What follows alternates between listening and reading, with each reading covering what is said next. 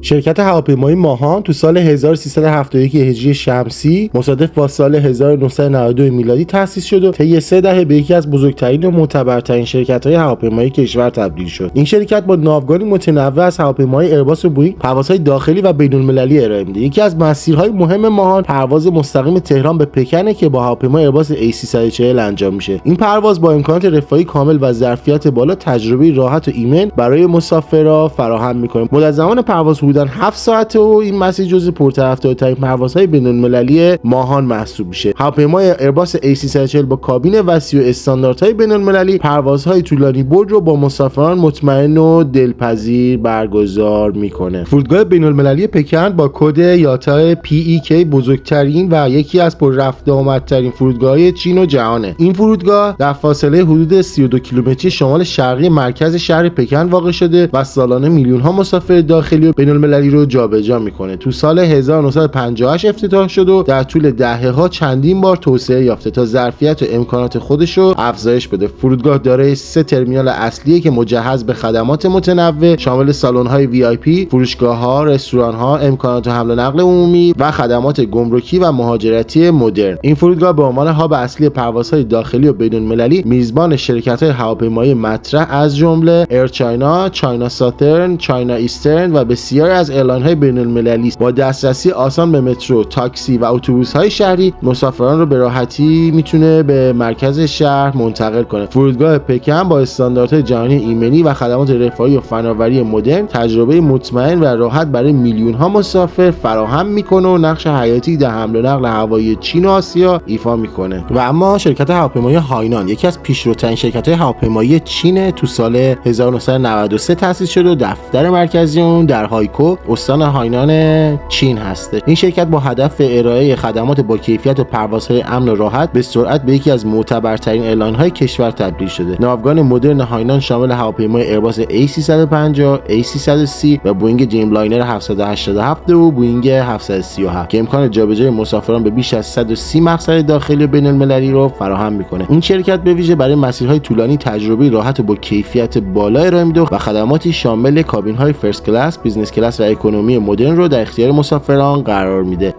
هاینان همچنین برنامه وفاداری خود به نام فورچون وینگز کلاب رو ارائه میده که مزایای مانند جمع‌آوری مایل پروازی، ارتقای کلاس پرواز و خدمات ویژه برای مسافران فراهم میکنه. با استانداردهای بین‌المللی ایمنی و خدمات حرفه‌ای هواپیمایی هاینان تونسته جایگاه ویژه‌ای در صنعت هوانوردی جهانی پیدا بکنه و انتخاب مسافران برای سفرهای داخلی و بین‌المللی تبدیل بشه. برج مراقبت قدیمی فرودگاه بین‌المللی پکن یکی از نمادهای تاریخی این فرودگاه. این برج که پیش از توسعه‌های اخیر فرودگاه ساخته شده نقش حیاتی در هدایت پروازها و مدیریت ترافیک هوایی ایفا می‌کرد. با معماری ساده و عملکرد دقیق این برج سالها نقطه تمرکز کنترل پروازها و ایمنی مسافران بوده. اگرچه اکنون با برج‌های مدرن جایگزین شده اما هنوز به عنوان بخشی از تاریخ و هویت فرودگاه پکن شناخته میشه. خیلی ممنون که تا انتهای این ویدیو و همراه من بودید. به امید موفقیت روزافزونتون. خدا نگهدار.